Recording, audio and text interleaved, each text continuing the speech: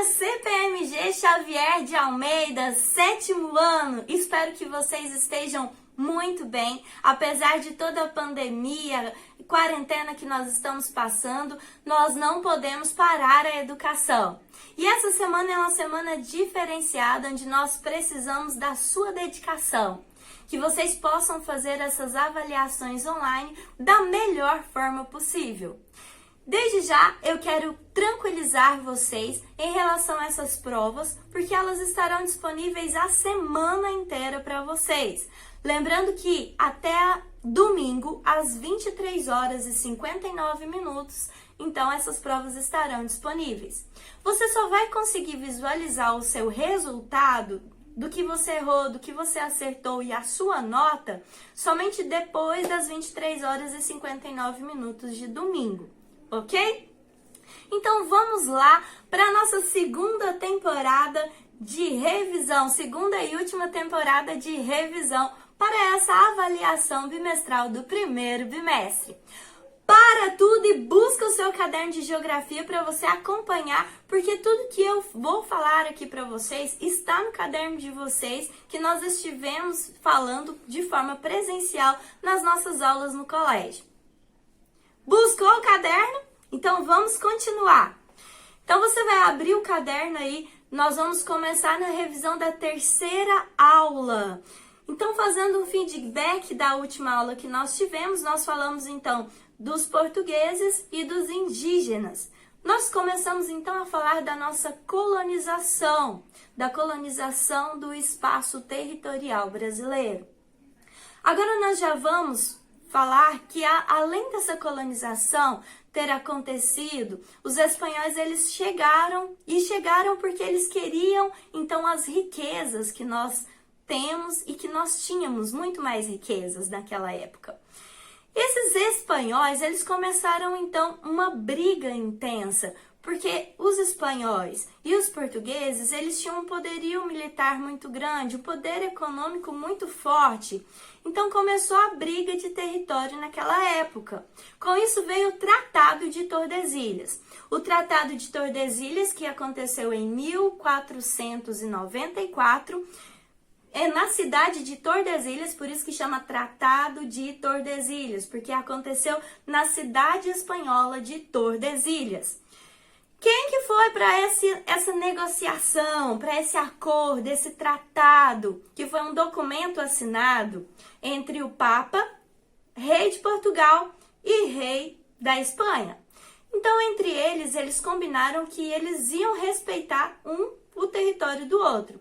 Então, o Papa delimitou ali que através da ilha de Cabo Verde, os espanhóis iam ficar com o território a oeste de Cabo Verde e a leste de Cabo Verde, os portugueses iam ficar com parte também desse território que já tinha sido colonizado, ok?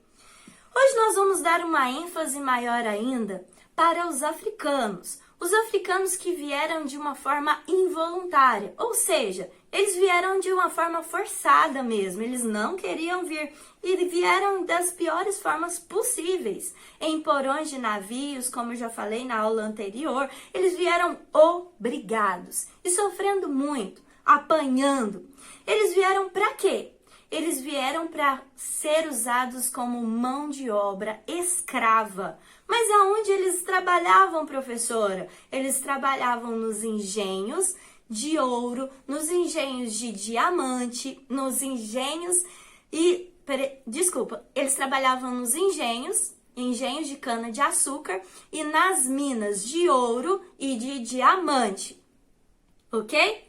Além disso, os escravos, eles eram usados nas lavouras. Olha só para vocês verem, além deles trabalharem nas lavouras, eles iam para as minas e eles ainda iam trabalhar nos engenhos, de uma forma carregando muita cana-de-açúcar para que isso virasse então uma rapadura e essa rapadura posteriormente fosse aí comercializada e hoje nós temos a rapadura, né, como açúcar industrializado.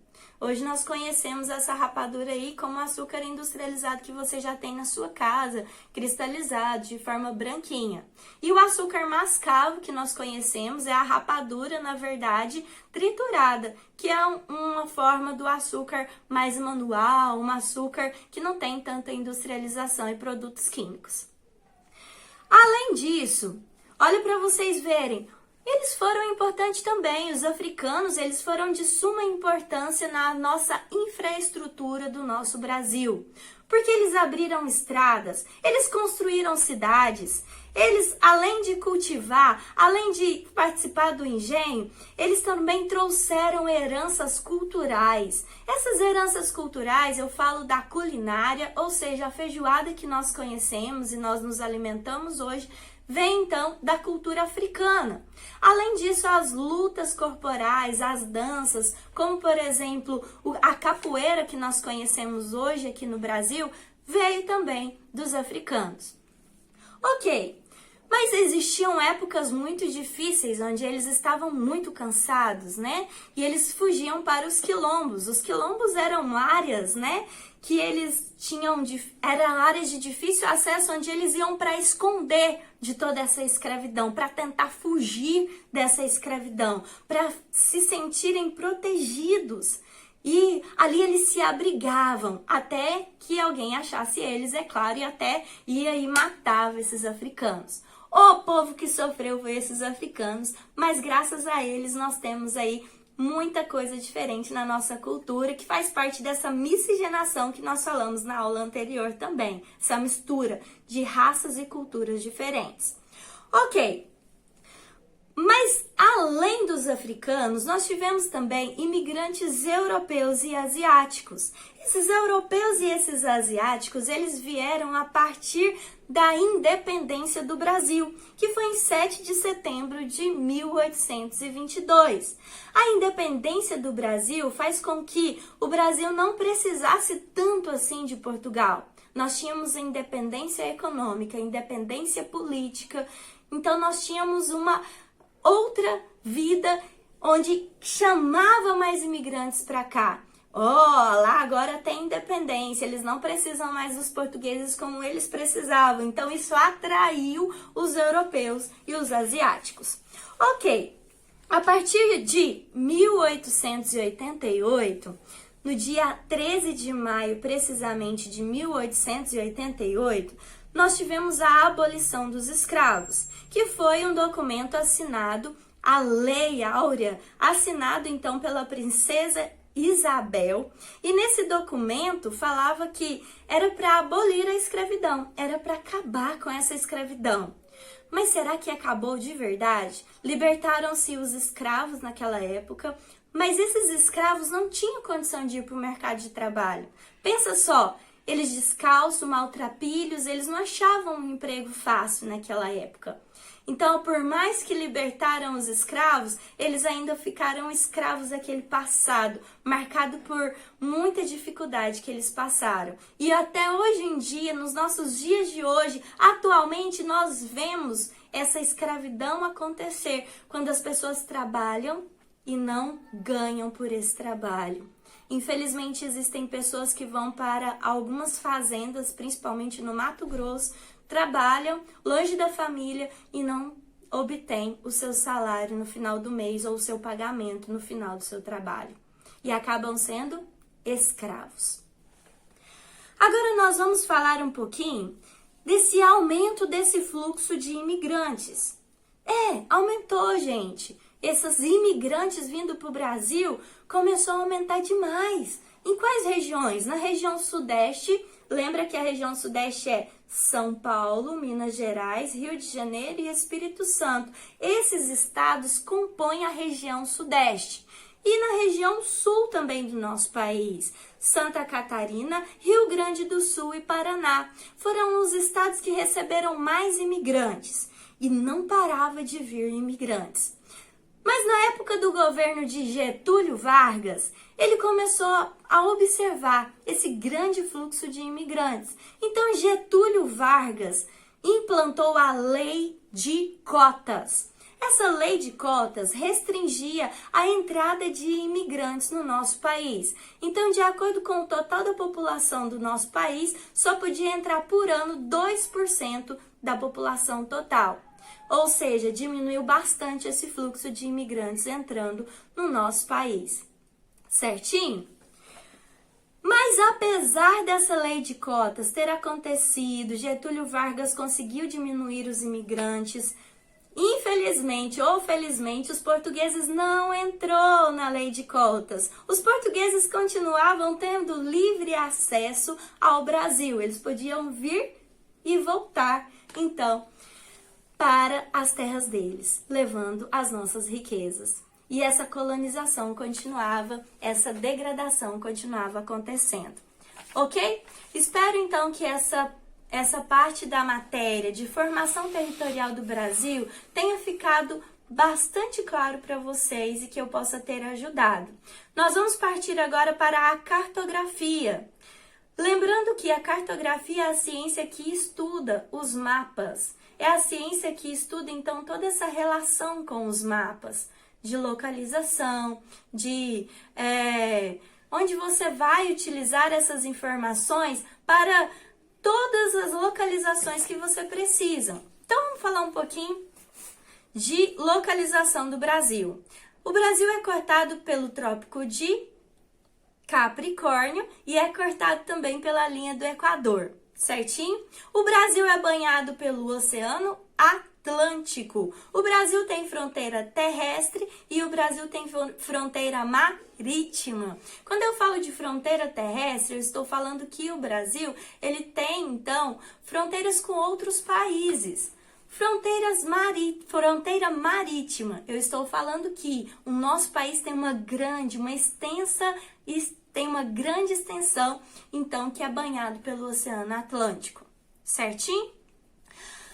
Então, o primeiro fator aqui da cartografia que eu quero relembrar com vocês é a linha do Equador. A linha do Equador aqui, ó, que é essa linha que vocês estão vendo, que divide o nosso globo terrestre entre o hemisfério norte e hemisfério sul, certo? Através da linha do Equador aqui, eu sei se eu vou aqui para o sul, eu posso encontrar, então, aqui essa região. Se eu vou para o norte, eu tenho essa outra região. E aí eu tenho ainda outros paralelos. Olha para vocês verem, eu tenho aqui, ó, o Trópico de Capricórnio, o Círculo Polar Sul, o Trópico de Câncer, que fica acima da linha do Equador, o Círculo Polar Norte, que está acima do Trópico de Câncer. Dentre esses paralelos, então, eu tenho as zonas climáticas. Aqui eu tenho a zona tropical, onde é a zona que tem uma maior incidência dos raios solares, onde fica o nosso país. Lembra que eu expliquei isso para vocês? Aqui eu tenho a zona temperada do sul, a zona temperada do norte, que é essa zona aqui que eu risquei para vocês, tá? O Círculo Polar Sul e o Círculo Polar Norte. Então, nós temos quantas zonas? Zona tropical, zona temperada do sul, zona temperada do norte, zona polar sul e zona polar norte. Certinho? Então, vamos agora para o meridiano de Greenwich. O meridiano de Greenwich, que é essa linha imaginária aqui, ó, que corta, então, o nosso globo terrestre no sentido longitudinal. Vocês vão perceber que a linha do Equador, ela cortava no sentido latitudinal. Já o meridiano de Greenwich corta no sentido longitudinal, que vem de longitude, ok? Dividindo, então, o globo terrestre em hemisfério oeste ou ocidental, que somos nós somos ocidentais, né? O Brasil está aqui no hemisfério ocidental. E o hemisfério leste ou oriental, que são os orientais. Eu até brinco que são os japoneses, que são os chineses, e até gosto de dar uma puxadinha assim no olho, né? Falar que são os orientais que ficam aqui nessa porção territorial, ok? Vamos partir agora para a latitude. A latitude, então, que a distância em graus é em relação à linha do Equador. Opa, desculpa, gente.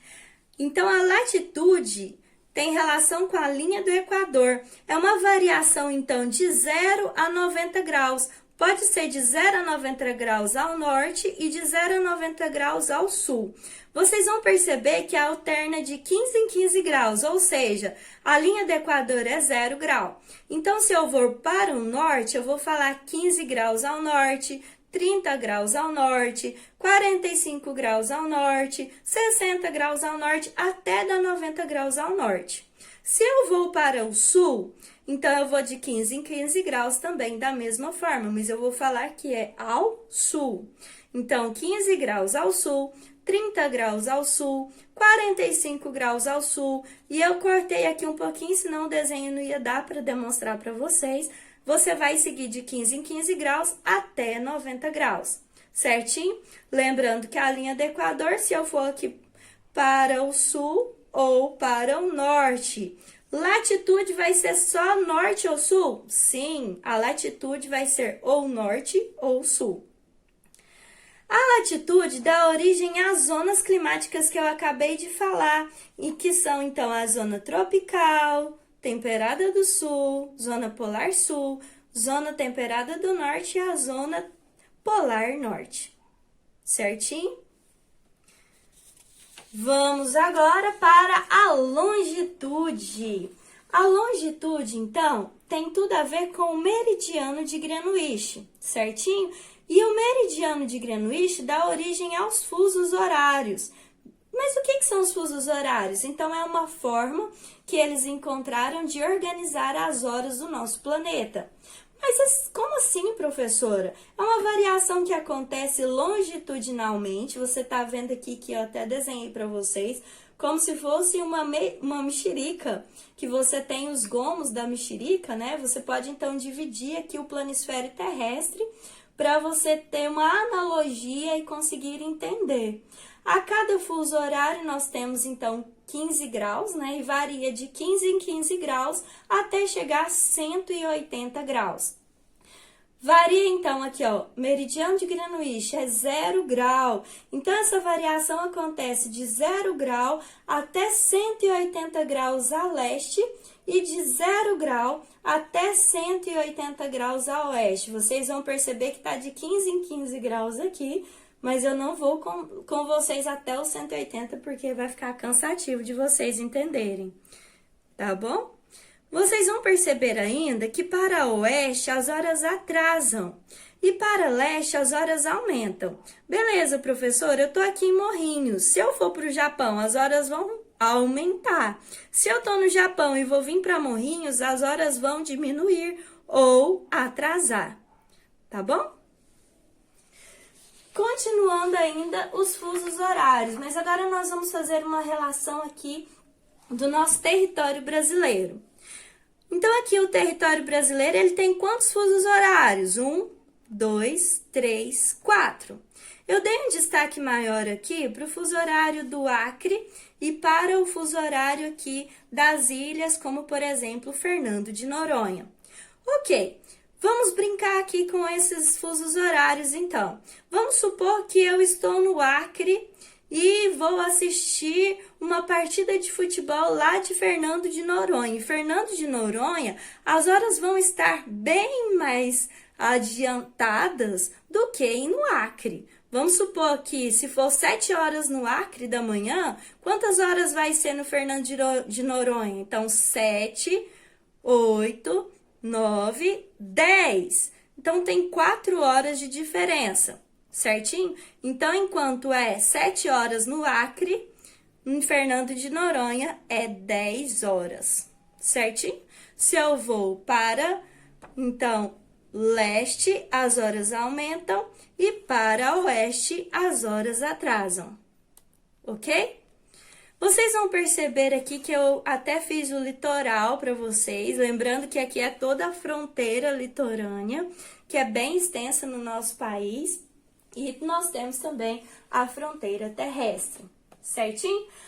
Mas e aí, se eu fizer uma pergunta para vocês, eu vou sair do Brasil e vou para Portugal, eu vou passar, por exemplo, por qual oceano para chegar mais rápido? É claro que é o Oceano Atlântico, que é o oceano que banha, então, o nosso país e que faz essa divisão entre o território brasileiro e o território europeu, ok?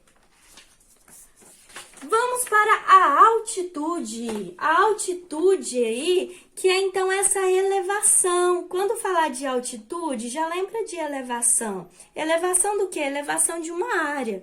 Vocês vão perceber que tem áreas que são mais baixas, rebaixadas, e tem áreas que têm uma altitude mais elevada, como por exemplo, as montanhas, as chapadas, os morros, as serras, tá bom?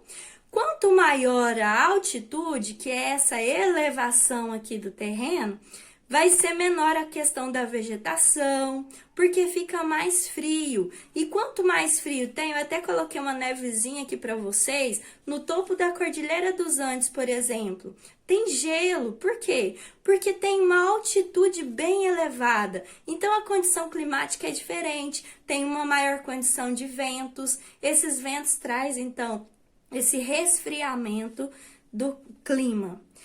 A pressão atmosférica, vocês vão perceber que tem uma coluna de ar aqui no topo dessa altitude e tem uma coluna de ar aqui, bem nesse rebaixamento dessa altitude aqui. Então, a altitude elevada faz com que diminua a pressão atmosférica, ou seja, o ar fica rarefeito. O jogador de futebol vai jogar lá no Chile, por exemplo, vai sofrer pra caramba, tem que ir uma semana antes para conseguir se familiarizar com essa pressão atmosférica, senão vai passar mal na hora do jogo e não vai conseguir ganhar a partida. Porque, por exemplo, o brasileiro que vai para o Chile, lá a altitude é bem elevada, então o ar no Chile, o ar atmosférico do Chile é bem rarefeito em relação ao ar atmosférico do Brasil. Lembrando que quanto menor aqui a minha altitude, nós temos uma quantidade maior de vegetação, tá bom? E essa vegetação, ela justamente vai ter uma incidência maior, porque onde tem gelo aqui, ó, é mais difícil ter uma vegetação, porque essa condição queima as folhas da vegetação e acaba não conseguindo, então, ficar naquela área ali, certinho? Lembrando ainda, gente, que nós não podemos deixar de falar das formações vegetais do Brasil. Com ênfase, é claro, no cerrado, que é a nossa vegetação que nós temos no estado de Goiás com mais abundância. No município de Morrinhos também nós temos uma grande quantidade de cerrado. Mas o que é esse cerrado? Essa formação vegetal, essa vegetação? Então, o cerrado é essa característica que nós temos de árvores com troncos retorcidos, com cascas grossas, com raízes profundas. São árvores que têm um poder de regeneração muito grande, apesar das queimadas inúmeras que nós temos no cerrado todos os anos. Nós temos também uma regeneração muito forte desse cerrado. Morrinhos, por exemplo, é marcado por esse cerrado, por essas árvores com troncos retorcidos e cascas grossas, raízes profundas. Espero que vocês tenham gostado dessa aula. Deus abençoe vocês. Uma ótima prova. Tudo de bom. Tchau, tchau.